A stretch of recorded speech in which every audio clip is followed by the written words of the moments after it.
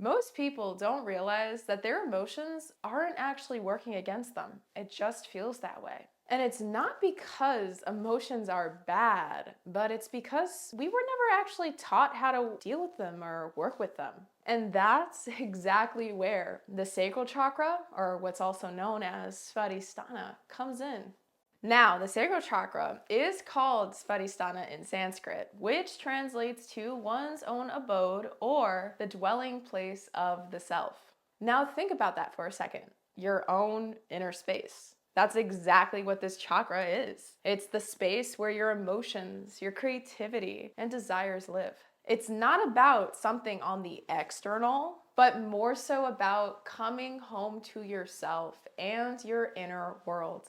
Now, since this chakra is the second energy center out of the 7 main energy centers in your body, it does rest right above your root chakra, which means that it is located around the lower abdomen area / pelvic area. This is literally the center of creation, movement, and flow, whether it's physical, like you guys know what I'm leaning towards, or emotional, like creativity and self-expression. But to get even deeper into everything there is to know about the sacral chakra, right? It's a pretty important chakra and we got to keep going. We got to look at the element of it. And that element is water. Water is always moving. It's fluid, adaptable, and responsive. It doesn't resist change. It moves with it. And that is exactly what the sacral chakra teaches us: to flow, adapt, and embrace movement rather than resisting it. And this connection to movement and energy is exactly why the sacral chakra is associated with the color orange. Really think about what orange feels like. It's warm, it's inviting, maybe it even feels energizing to you. It's really the color overall that signals new possibilities, the color of sparking creativity. And, well, that's exactly what this chakra is all about. But when we break it down even more, the energy of this chakra revolves around a couple very important, but a good amount of words, such as emotions, creativity, desires, pleasure, sensations, movement, needs, flow, and intuition. So if your emotions feel stuck, maybe your creative energy feels blocked, or maybe your desires just feel so out of reach, well, this chakra is where it all begins.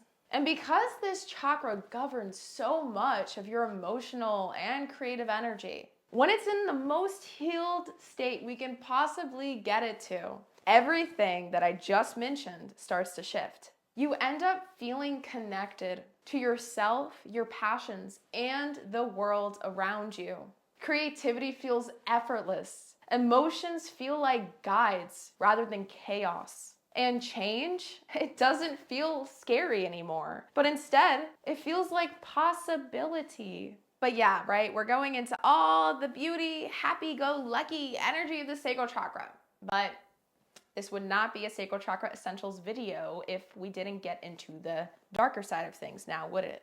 When this energy is wounded, it doesn't flow freely. It lingers, it aches, and it resists. And at the center of that wound lies guilt.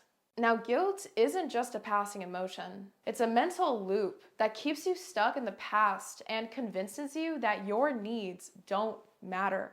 And the tricky part, guilt is sneaky. It won't always show up as "I feel bad," but instead, it can disguise itself as perfectionism, people-pleasing, feeling like you're too much or not enough. And here's where things get interesting, because guilt doesn't just sit inside of us. When it builds up, it changes the way that your energy moves inside of you. And that's where we start seeing an overactive or underactive sacral chakra. Now, when it comes to an overactive sacral chakra, I want you to think of it like a dam breaking, with your emotions going all over the place, with you having absolutely no control over them. You might feel overly reactive, emotionally overwhelmed, or be constantly seeking validation. And this is also where addictive behaviors that revolve around pleasure start to show up in our lives, like alcoholism, drug abuse, and so many other things, but you get the point. When it comes to an underactive sacral chakra, we got to look at it at the complete opposite lens. So now you got to imagine water frozen over. Everything is stuck, everything is still, and nothing is moving. You might end up feeling numb, disconnected from your emotions, uninspired, or even creatively blocked. And this can even show up as you struggling to express your needs, desires, or even experience joy. So whether this energy within you is flooding or frozen, the result will always end up being the same. You are simply out of alignment with your emotional flow. And guilt doesn't just sit quietly in the background. It weaves itself into everything. The way you talk to yourself, the way you react to situations, and even the way you hold yourself back in life, even when you don't mean to. For most of my life, guilt felt like a second skin. I carried it for everything. For what I had, for what I lacked, for how I felt, and for even wanting more. I felt guilty for struggling when I knew others had it worse. I felt guilty for coming from privilege, like I had no right to suffer or feel pain. I felt guilty for craving love, but pushing it away. For wanting to be seen, but fearing I was too much. I was conditioned to believe that my feelings, my needs, weren't as important as other people's suffering. That I should be grateful, be the bigger person, and just understand. My relationships suffered. My emotions were unstable, and I held everything in until I'd explode. I shamed myself for not being good enough. I punished myself for feeling too much. And I convinced myself that I had to earn my worth, that I had to prove that I was allowed to take up space, to be loved, or to even feel at peace. But then, at 19 years old, I moved away. And for the first time, I had space. Space to sit with myself and space to hear my own emotions. Everything that I had buried or repressed inside of me, the memories, the pain, the emotions that I had been told were not real, came rushing back to me. But unfortunately, what I did not realize at that time was that I wasn't losing my mind, but instead, I was finally waking up. And that's what healing your sacral chakra is all about. So if you felt disconnected, weighed down, or stuck in cycles of guilt, the key to all of this is to get the energy inside of you moving again. The only way that we can actually do that is by diving into 3 very important things: feelings, reconnecting, and honoring yourself. You can't heal what you refuse to feel, but you also can't force emotions that aren't ready to surface. For years, I thought healing meant to control my emotions, that if I just figured them out, that I'd finally feel better. But what actually helped me was creating space for my emotions to be able to move on their own.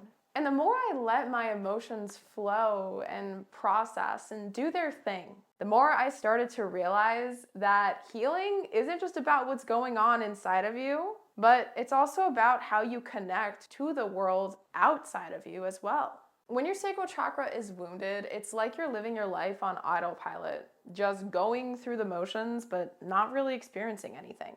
Ever eaten a meal without actually tasting it? Ever listened to a song without actually feeling it? Ever went through your day without actually and fully being present? Well, that's what happens when you're disconnected from your senses. And the more I started to reconnect with my own senses, the more I started to feel alive again. But truth be told, that was actually the hardest part for me to accept during my own personal healing process through all of this. I spent years putting everyone else before me, pushing my desires to the side and convincing myself that what I want doesn't matter. But healing my sacral chakra forced me to see the truth. That my needs weren't selfish, that my desires weren't wrong, and that honoring myself wasn't something I had to apologize for. And that's why the very last piece to this entire healing process that we're going through is to practice honoring yourself and your needs without guilt.